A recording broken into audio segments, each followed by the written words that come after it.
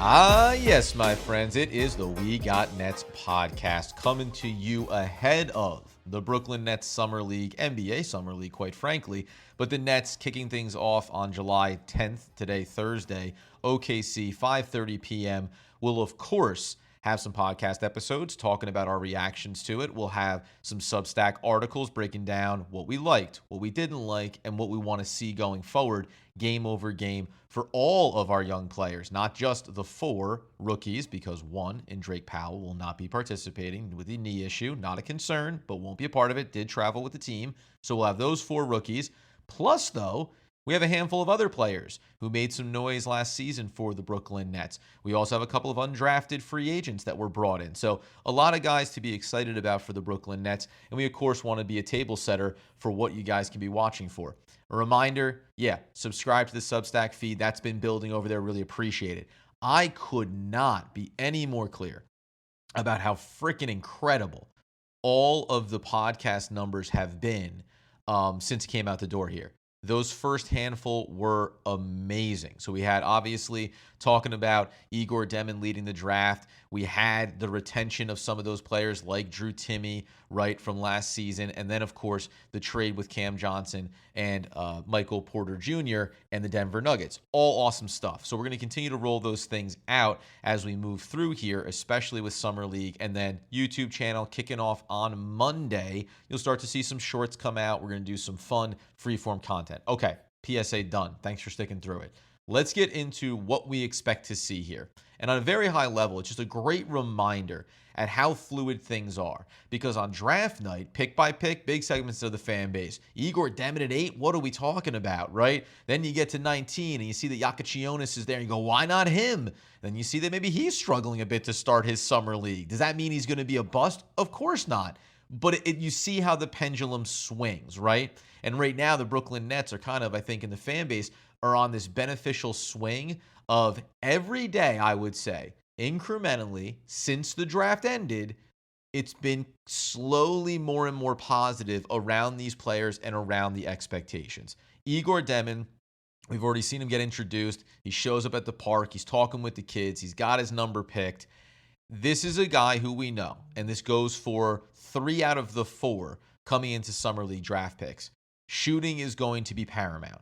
We get really excited when we see he's knocking down whatever it was, 18 out of 30 odd triples over 90 seconds, right? You're like, yes, because it not only speaks to the fact that he can shoot the 3 ball, but it also speaks to the fact that he can do it on catch and shoot, right? That he can be potentially, in certain aspects of his game, a floor spacer when he's working off ball.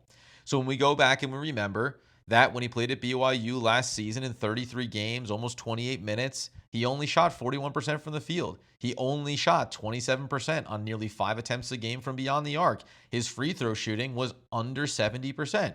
Yes, that is concerning, right? And even though he averaged 5.5 assists per game, he also gave you 3 turnovers per game. The thing that I'm watching for him is the shooting, right? We saw this in summer leagues past when we just wanted guys to be pulling the trigger. I actually think Dariq Whitehead ended up being one of those guys where it was like, man, last year, if you can just knock down some triples, it'll tell us something. And it ended up taking all the way through the season, all the way until the end, for Dariq to kind of show a little bit of that spark and maybe start to get the fan base excited, right? He will not be participating in this summer league. Some fans wanted that. I think we should feel good about the fact that the Nets don't feel it necessary for him to participate again this season. Hopefully that means that they like what they saw. They liked his developmental track. For Dëmin, knock down some triples. And I'm not talking about we need Egor Dëmin to be coming out of summer league hitting, 38%, 39%, from beyond the arc. But again, if we are discussing the fact that he took almost 5 attempts per game a year ago and only knocked down 27%, show me that you can average 5 attempts per game and knock down 31 to 33%. That's me setting a baseline. Watch the mechanics, the rhythm. Like, does it look like the shot is right? Everything else can build from there. What I don't want, and I'll be ecstatically surprised, but I don't want to set the expectations that Egor Dëmin needs to knock down 35 to 38% from beyond the arc so that we know that's a lock coming into his rookie year and we can all go gangbusters, which we all will if it happens. but just show me that the number is better than what last year indicated at BYU, right? If you can take 5 a game and knock down, like I said, give me 32, 33%, it just tells me that it's going in the right direction. Then you get into the secondary parts of the game. It's going to be hard. One thing that I'll warn everybody about Egor, and we'll talk about it with everyone, is Summer League is sloppy. You got all these rookies. Everyone, depending on where you are in your career, some guys are in their mid-20s and they kind of been G Leaguers and they're looking for an opportunity and maybe they can catch a roster spot. The game is not as NBA oriented as you would want it to be. Now, I think the Brooklyn Nets are uniquely in a position where they actually are probably going to be focused on a similar developmental structure, game over game in Summer League, as they're going to be in the NBA season, right? We're going to have the veterans and everything else. But I actually think ball movement, right? They talk about the high IQ with all these guys, the passing, that's going to be one of the primary focuses. So for Egor, let's see if we can avoid the turnovers, right? Can we play some nice, consistent, under control, high IQ basketball, knock down some perimeter looks? And also, by the way, because he plays in that pick and roll game as well, which I think will be really fun to watch, but maybe we're not going to see a ton of in these Summer League games because that's not what this is about, right? We always talk about like bigs have a hard time in the Summer League. Because this is, everyone's getting up their shots and the game is free flowing. It's not like you're getting up into half court sets and saying, okay, let's really, orientate our offense here. It's just about getting guys into a rhythm. So that part of Egor's game may not be on display, but offensively, what does it look like when he's on ball? How creative can he be? Can he create some space for himself? So beyond spacing and catch and shoot, what do we see from him offensively? That's going to be good as well. And it's worth noting here as we transition to Nolan Traoré. Remember, this is going to be Hetzel the Pretzel. That was my nickname for him a year ago. Didn't pick up, but we're hoping to catch it on this year. He coached them last year in Vegas. He'll be coaching them again. So you are going to look at, the way that they approached things a year ago, who they have on the courts, and what do they want to accomplish, right? But because the Nets are so heavily now invested in the developmental process, I think that Summer League takes on a different meaning specifically for them relative to other teams who maybe only had one pick this year and maybe have, a couple of free agents and they have some of their G Leaguers, right? They're looking to hone in on one key player that they want to see develop well. And then also, are these some guys that might give us some roster flexibility, some call-ups from G League during the season? The Nets have their roster on display. Because as we turn our attention over to Traoré, remember, I mentioned about we know we're going to have the 4 rookies there. We know we're going to have Powell in attendance, but not on the court. But we're also going to have Drew Timme. He's going to be playing this year. He saw real time at the back end of the season last year, right? We're also going to see Tosan is going to be playing. He played real minutes last year. Like, I like him as a player, and he still has an opportunity to carve out a role for himself in this roster. Tyson Etienne, he's going to be there as well. Now, guard position, only 6'2", a lot of guards brought in, maybe a little bit harder. 2 undrafted rookies in Bamba and also in Davis, maybe a little guard forward in Davis's case, but older, 23 and 24 years old, but an opportunity, right? And these could be more G League related, but there's a lot of guys for fans to watch here. And then Grant Nelson as well, who we will discuss today, because I actually think he's got a real opportunity in Summer League based on the roster being carried to actually make a case for himself in what he could accomplish at any point during the year, G League, on the main roster, anything like that. Okay, Nolan Traoré. I get so, you hear the energy buzzing? Because that's what it's about. Now, Nolan Traoré, same thing. 2 seasons internationally, San Quentin. When we talk about over in the elite French league, he only played 7 games that first year. So we really do hone in on last season and say 30 games over 22 minutes. He's only knocking down 39% from the field. What we like about him is, and this is why we're going to have a different focal point, I think, for him. Yes, only shot 30% from beyond the arc, but did it on over 4 attempts per game. And the year prior, only playing 7 games, but averaging 19 minutes, he took 3 attempts per game and only knocked it down at a 25% clip. So I love that we can already look and say, yes, the shot is going to be a focal point, perimeter, but I can look at it and say, I see the growth. So I can already project him. I can already look at his numbers from that first year to that second year and say 3-point shooting took a 5% jump on increased volume. I can tell you that the shooting from the field overall took a nice jump from 42% to 45%. Like, he's trending in the right direction. Free throw percentage, even though he took more free throw attempts in that first year, 4 per game at 61%. Next year, 3 attempts per game, 71%, right? So I just want to see all these numbers go in the right direction. That's what matters most to me. There wasn't a big change in the assist numbers, 5.4, 5.1, but again, let's talk about ratios. Turnovers came down from 3.1 to 2.5. So playing 3 minutes more per game, assists stay consistent, turnovers come down, personal fouls come down. These are all really positive indicators for me when we talk about Traoré's numbers. And again, to go back to 3-point shooting for a moment here, 125 attempts last season, 30%. The year prior was only 20 attempts, right? So it matters that the more his volume's increasing is the better that it's looking. I love his trajectory. All right. But it's the speed. Oh, baby. In Summer League especially, where again, it's a lot of shots, it's a lot of misses, it's a lot of transition ball.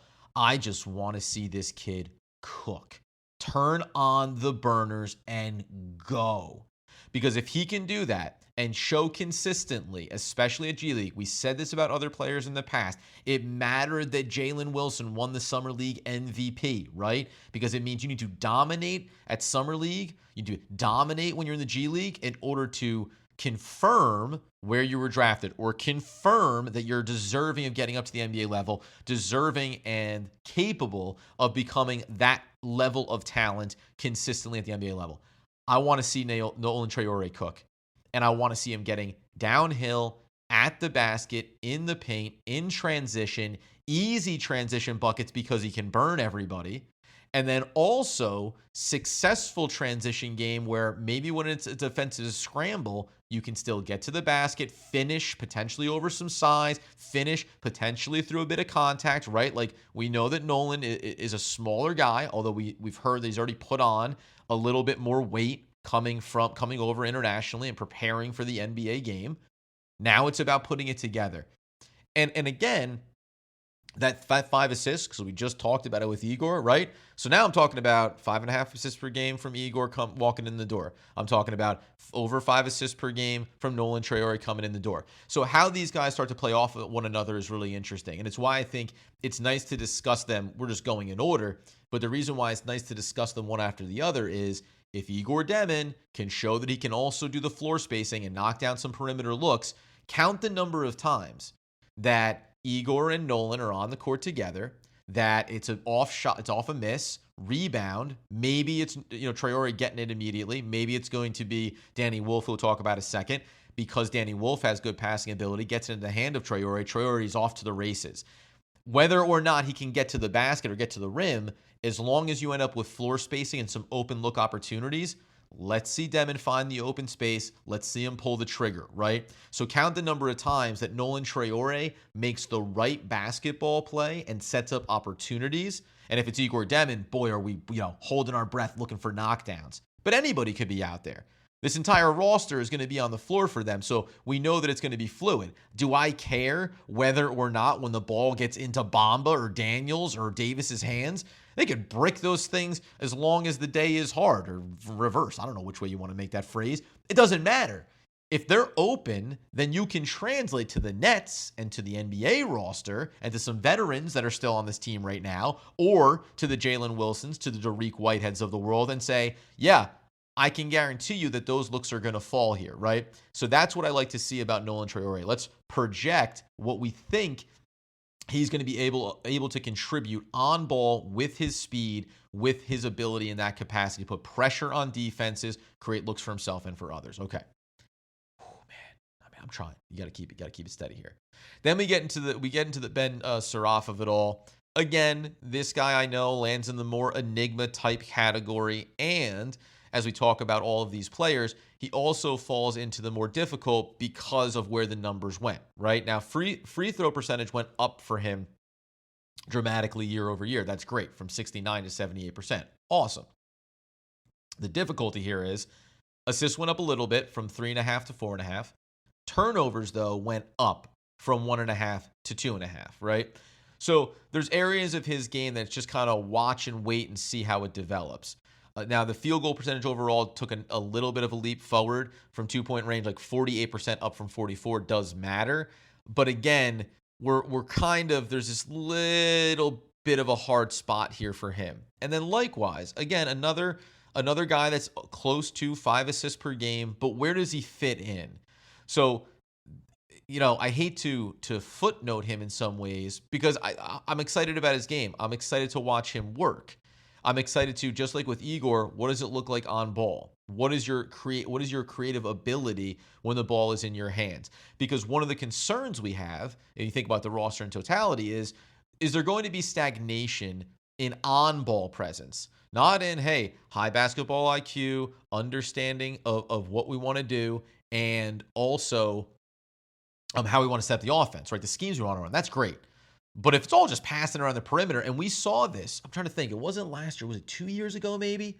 Where we watched Brooklyn Nets games in season, and you're constantly saying, yeah, great, the ball movement's awesome, but who can attack? Who can get downhill? Who can, with the ball in their hands, create for themselves, put pressure on the defense, and then make for others? So there's this world where we love the passing ability of all these guys, but who's going to put the rock on the deck and make something happen, right? So that's going to be something that I think, for all of them, but specifically when it comes to Saraf and watching him, I think it's going to be interesting to see what his ISO offensive game looks like, what his floor spacing looks like, and whether or not we find ourselves saying, yeah, we're really going to have to wait through these 4 games, maybe the 5th game, get into training camp, get into the season, and start to see how pieces fit around him. I think he does, to me, feel like a guy that potentially is going to be the victim of development, but also just the victim of what Summer League is and what's required to put guys in really good positions.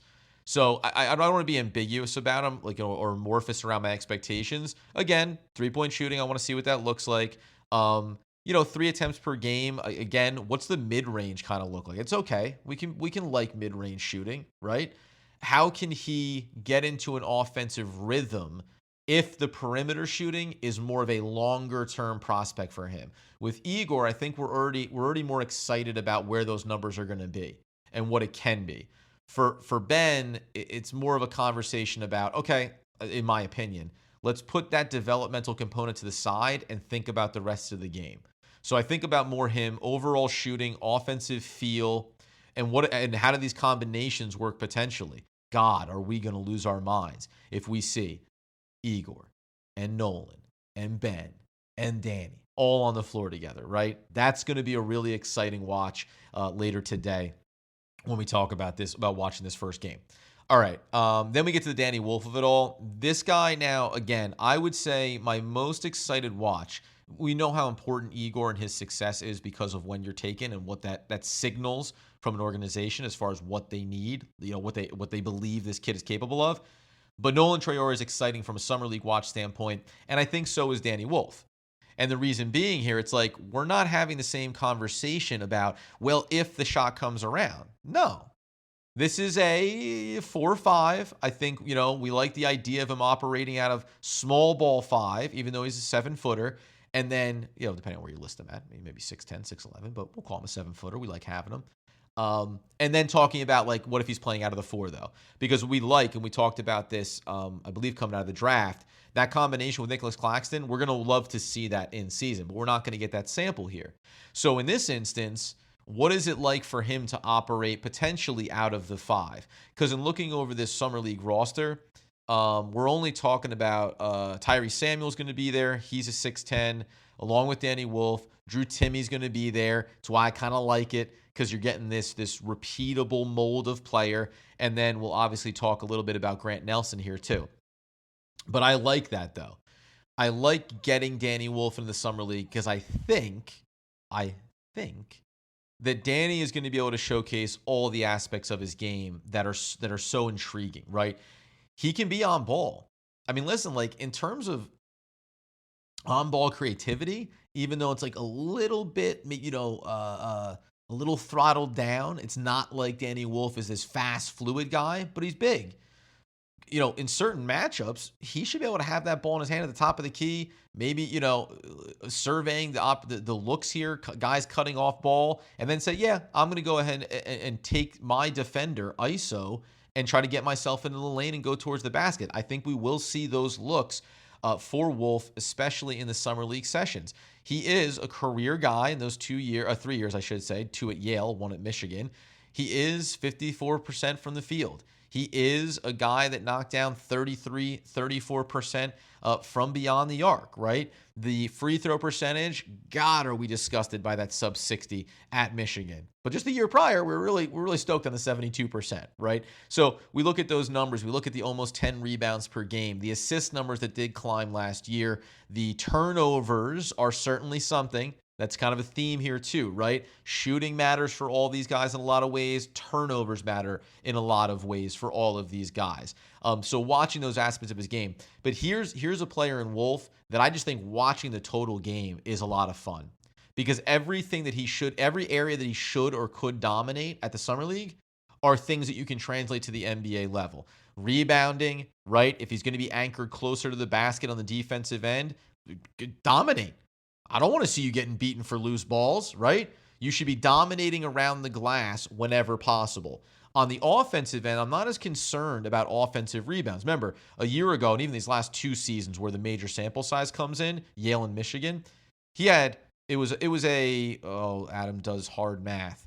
It's a 3 to, it's like a 7 to 3 ratio. Sorry, defensive rebounds to offensive rebounds. Like, the defensive boards are where he's going to make his hay, because offensively, we want him kind of living in a more flexible role where he can orchestrate the offense a little bit at times, where he can use his perimeter shooting and help space the floor at times, depending who's on ball, right? So every aspect of his game is must watch, because it should be positive to high praise across the board for Danny Wolf. We really shouldn't see a lot of categories where we go, ooh, that's going to be interesting, because it looks like maybe that's more of a concern than we thought. Now, defensively, again, hard in Summer League, a lot more open play, a lot of shooting and missing, a lot of free-flowing basketball. So it's hard to look at it and say, where is he kind of stacking up on defensive assignments, switching, and all those kind of things. In those instances, when we get into half-court sets, watch how they use him defensively, watch what they ask him to defensively, watch who he's paired with defensively,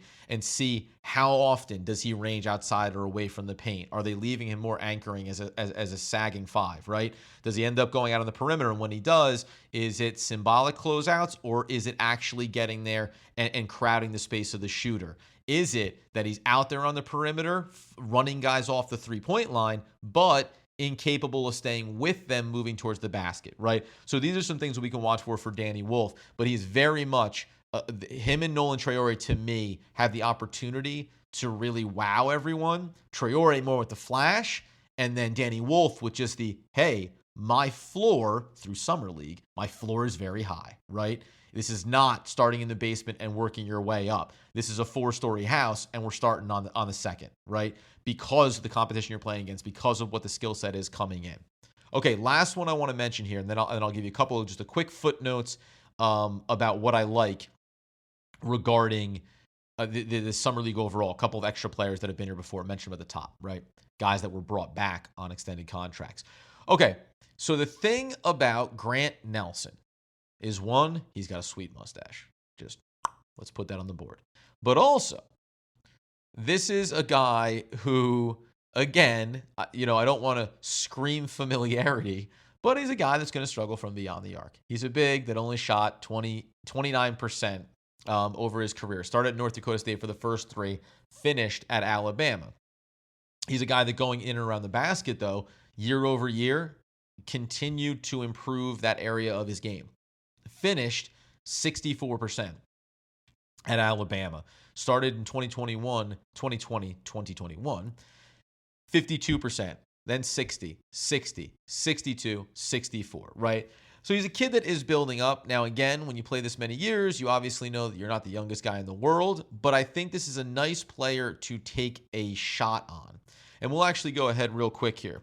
Just in terms of draft profile, there was a good write-up that I thought just encapsulated him. And obviously, anytime that the Nets take a bigger player with some size, I think it's nice to see, right? But here's the real quick. 6'10 forward, versatile player, two-way potential. And that's what I want to get to is the defensive end here, right? Signed with the Nets and has fluidity, athleticism, and an ability to score inside and out, making him a connecting big man in an NBA offense. Finishing ability, ball handling, and then rim protector and switchable defender. And that's really what I come to here, right? Because when you think about a player like this, he may be a G League lifer, may never get up to the NBA level. But what I like about it is when we think about the Nets' current roster, okay, Nicholas Claxton is a versatile, switchable player defensively. We know that. But we don't have a lot of guys that offer more of that, right? Obviously, when you have a guy like Zaire Williams last year, that's not 5 capabilities, but it's 3 to 4, switchable, and more than that. But the fact that he has size, has that wingspan length, you like having that ability to look at the defensive end and talk about that. What becomes fascinating now is the addition of Michael Porter Jr. into this roster. It does change things a bit, right? And you think about a guy like Noah Clowney. It does change things a bit in terms of how we think about the roster, the depth chart, and where these pieces fit. I like Grant Nelson as a flyer on a guy who offers some of those defensive tools. What's going to happen offensively? Shot may not come around, may not matter as much. But I think when we always talk about a guy like Day'Ron Sharpe, there's always this, push and pull of, yeah, man, almost nobody can rebound the basketball like he can. But what else, right? So if Day'Ron had more defensive versatility, then it'd be like he's a little bit thicker body than Nicholas Claxton, so he can impact defenses a little bit bigger. He can work into the paint, but also get out to the perimeter, and that's a rare commodity, right? Being athletic sometimes requires being a little bit more lean, right, and having a little bit more of a wiry frame like Claxton does. So fun guy to take a flyer on here. I'm not going to go a mile deep, but he will get run at Summer League. So it's certainly worth keeping an eye on and how he looks at both ends of the floor. Maybe more in towards the basket offensively. How does it look maybe in transition when you get some of those easy outbreaks? And then defensively, right? What do we see in terms of around the basket, rim protecting, and then also switchability? Guys that can play off of one another. So an excellent collection of talent here for the Brooklyn Nets. As I said at the top, a couple of undrafted guys like Bamba and Davis that get brought in. But you also get to watch Drew Timme. Like, if Drew Timme wants to make hay for himself and make the case that, like, you want to keep me up on the NBA roster, you want to find me, even if it's the back end of the bench rotation, right? And I honestly, we'll have a different conversation about this when we talk about the depth chart and kind of where this team is right now, because I'll be perfectly honest. Dëmin, Thomas, Williams, MPJ, Claxton. I'm reading this off of ESPN's, depth chart here. Not what I think it will be, should be, could be, would be. But then Traoré and Mann and Wilson and Clowney and Sharpe. Well, I just named 10 guys. Then you name Danny Wolf has to be in there, and Drake Powell has to be in there, and so does Ben Saraf. So now I'm already up to 13, right? So when we get to this back end of it, and that doesn't even get into the Dariq Whiteheads, right? We haven't touched on the Keon Johnsons of the world and maybe where they're going to fit into it. So all of these guys really are, in a lot of ways, showcasing themselves to maybe fill out the roster. So that's what makes Summer League fun in a different way. You've got your 4 rookies, but then another one in Powell is going to be on this roster for sure. We know, and Cam Thomas, all the guys that we know are going to be on this team. But what about those last 2 or 3 roster spots? How are the Nets going to choose to fill those out? So a lot of guys to watch for, a lot of fun to watch for here for the Brooklyn Nets. That being the case, this episode is up. I started recording it, I don't know, sometime after 12 p.m. I don't know how long the episode is. Listen to it, enjoy it, then go watch the game, and then again, get over to Substack where we'll have our reactions, player by player, all the key figures. Who did we like? What did we like that we saw? Where can we see continued growth and improvement? And do we have any concerns?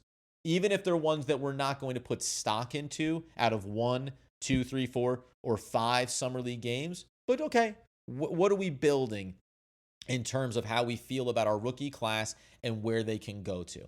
Get that on Substack. Continue, please, to subscribe to the YouTube channel because there is going to be content coming there. So build up that audience for me. Subscribe in all of these areas.